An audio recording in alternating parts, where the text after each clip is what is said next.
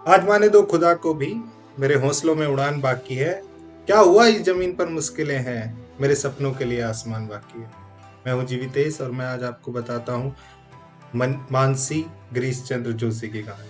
अक्सर हम लोगों को ये लगता रहता है कि नहीं, हमारी लाइफ में ये चीज नहीं है, हमारे अंदर ये डिसेबिलिटी है या फिर हमारे लिए कंडीशन सुटेबल नहीं है। और वो सुटेबल कंडीशन क्या हो सकती है कि नहीं, मेरे घर पे ये प्रॉब्लम है, मेरे पास टाइम नहीं मिलता है।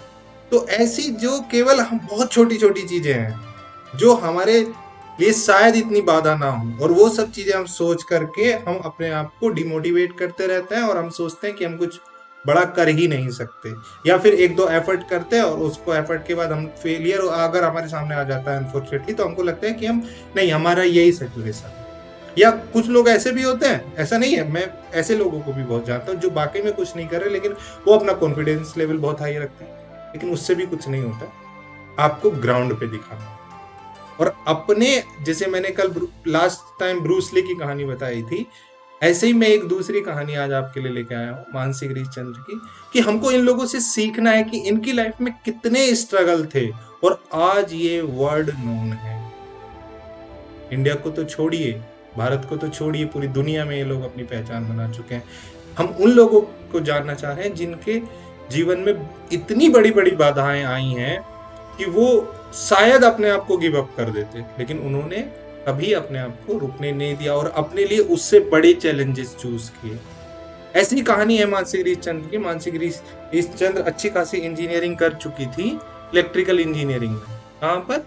इलेक्ट्रिकल इंजीनियरिंग में अच्छी खासी जॉब कर रही थी। लेकिन क्या होता है उनके साथ, क्या होता है उनके साथ? उनके साथ एक एक्सीडेंट हो जाता है और उनका एक पैर फाड़ दिया जाता है। अब वो लड़की जो पहले से एक अच्छी खासी कंप्यूटर सॉफ्टवेयर की जॉब कर रही है, वो जॉब कंटिन्यू कर सकती थी, उनका हाथ खराब नहीं हुआ था, उनका किसी हाथ में और या फिर कहीं किसी सेंसेस में इशू नहीं आया था। वो अपने लिए क्या चुनती हैं?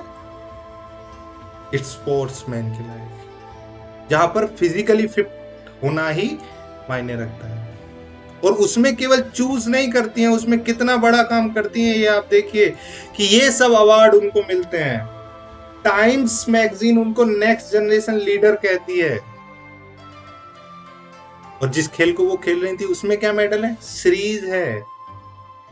इंडिया के लिए कितने ब्रॉन्ज गोल्ड तक वो जीतती हैं। तो हम और आप इतनी जल्दी कैसे गिव अप कर सकते हैं जी?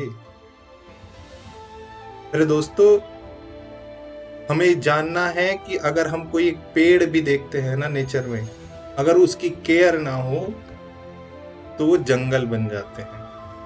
अगर आपको खूबसूरत बगीचा बनाना है अपनी जिंदगी को और उससे उस खुशबू को महकाना है अपने जीवन को उस खुशबू से, तो उसके लिए मेहनत करनी पड़ेगी, उसकी केयर करनी पड़ेगी, डिटर्मिनेशन दिखाना पड़ेगा।